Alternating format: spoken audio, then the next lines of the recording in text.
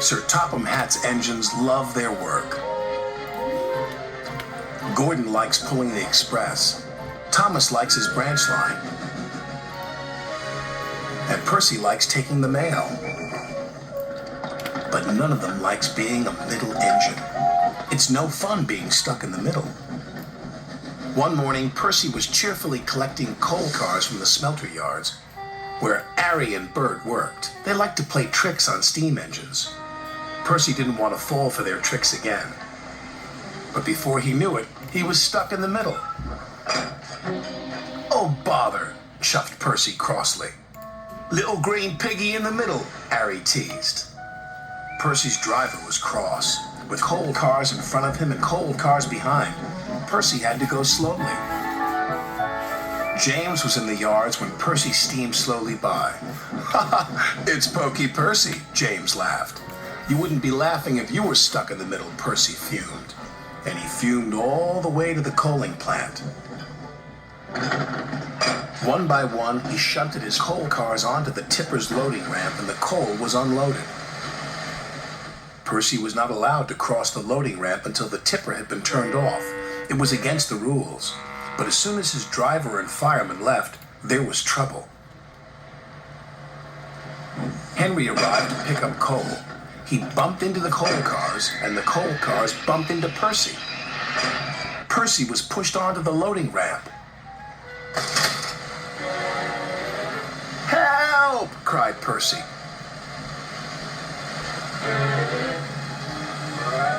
Percy was hoisted up,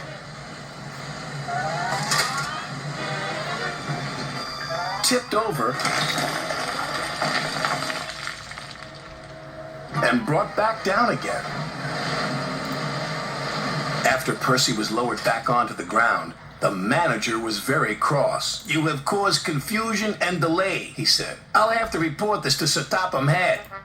That night, Sir Topham Hatt spoke severely to Percy. "I'm very disappointed in you, Percy," he said. "You know it's against the rules to go on to the tipper's loading ramp." "Sorry, sir," Percy said sadly, "but it wasn't my fault. It's because those diesels made me a middle engine." "Nevertheless, you will shunt freight cars in the yards until I can get to the bottom of this." "Bah," said James, thinking no one could hear. "I can handle those diesels with bent buffers and a busted boiler." "Then you will do Percy's run to the smelter," said Sir Topham Hatt. "Yes, sir," said James. The next day, James arrived at the smelter. He was determined not to be tricked by Harry and Bert. "Hello, James," oozed Harry. "Come to learn a thing or two from those who know?" "Just get my freight cars ready and stay out of my way," huffed James importantly. "Yes, sir," Bert chimed greasily.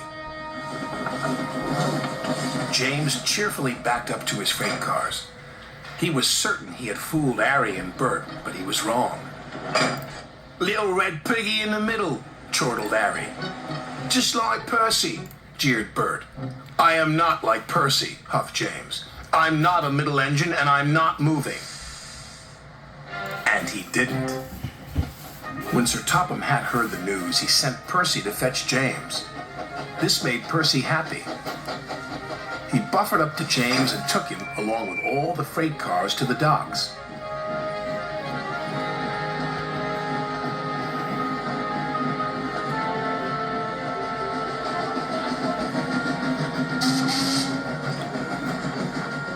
"Right on time," said the manager.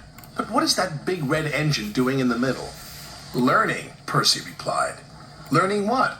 "Learning to be a middle engine," Percy laughed. James covered himself in steam, hoping no one would recognize him. But it was no good. There was only one big red engine on the island, and everyone knows his name is James.